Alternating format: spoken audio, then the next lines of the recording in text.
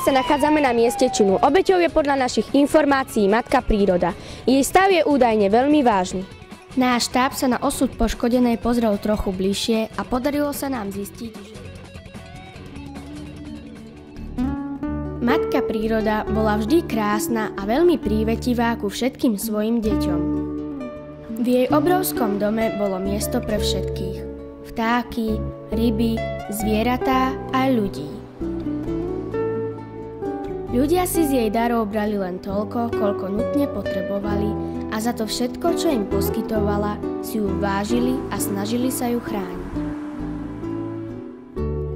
Človeka a prírodu spájalo silné puto.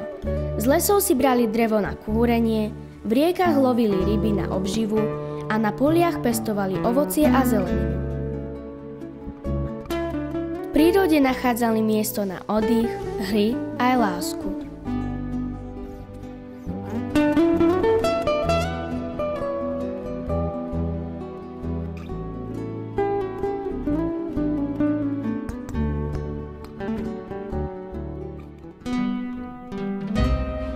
Bohužiaľ, v posledných rokoch sa matka príroda musela pozerať na to, ako ju my ľudia stále viac ničíme. Pre svoje pohodlie sme ochotní obetovať čokoľvek. Lesy postupne ubúdajú len preto, aby sme vo svojich domoch mali horúco ako v sauni.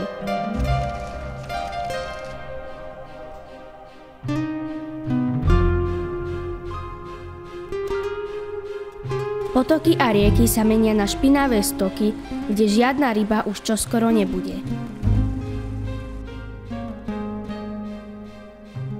Obloha temnie od množstva výfukových plynov z aut, ktoré z lenivosti používame aj vtedy, keď by sme nemuseli.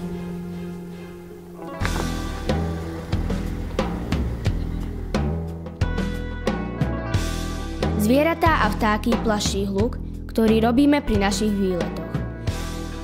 A všade pribúdajú smeti. Ak budeme takto pokračovať, čoskoro budeme žiť na smetisku. Na toto všetko sa musela pozerať matka príroda.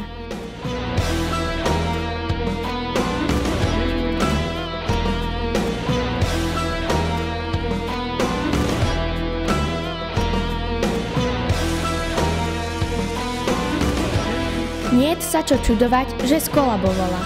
Nie! Nie!